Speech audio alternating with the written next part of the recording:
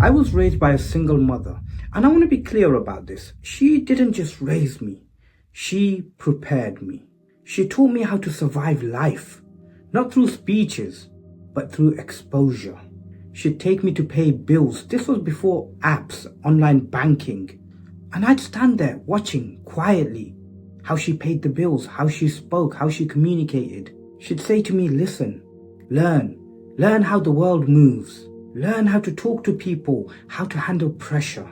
And when a plumber came or a handyman to do some work on the house, she'd tell me to go stand there, watch them, observe, not to fix anything, but to understand how the world works. One lesson that always stayed with me, it came from her, but it came from her father first. She'd say, never put your hand out to anyone. And not in a harsh way, not in an ego way. What she meant was make yourself strong enough to stand on your own. So when someone needs your help, you can offer it with a smile. Be sufficient, not so you're above people, but so you're not trapped. And that philosophy shaped me, shaped my very core. It made me adapt, resilient, alert. And when I became a father, I thought, these are the lessons I want to teach my children. These are what I want to pass down. I had a picture in my head of what kind of father I wanted to be. Resilient, strong, prepared. Teaching my kids how to navigate life the way my mum taught me. And then my son came into this world. Autistic, non-verbal, and I quickly realized something very uncomfortable. I didn't know what a father actually was. What it meant to be a father, because I never had one. I knew how to survive, I knew how to adapt, I knew how to endure. But fatherhood? I've not been shown that. So how could I be that for him? And that question, it sat with me for a long time. But then something shifted. I realized if I don't know what a father is, I'm not disqualified. I'm actually free to create the father that my son actually needs, that actually fits. And this wasn't what I imagined. It wasn't what I inherited either. It's what he needs. And before I even noticed it happening, my son was already shaping me. And not by teaching me or correcting me, but simply just being himself. Just existing.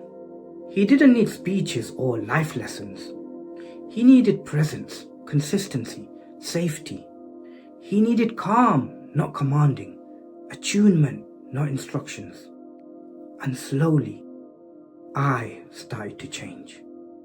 I became more patient. I learned that strength isn't always pushing forward. Sometimes it looks like slowing down, holding space, adapting without resentment. And without realizing it, I was starting to become the father that he needed. And somehow, that version was better than the version that I planned on. And the lessons my mother taught me, it didn't disappear, it evolved.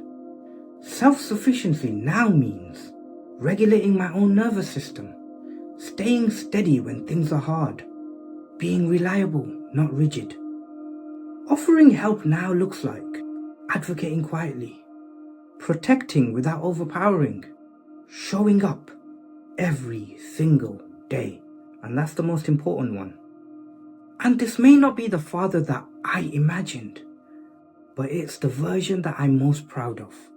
I didn't grow up knowing what a father was, but I know this: fatherhood isn't something you inherit. It's something you become. And sometimes your child doesn't need you to teach them how to live.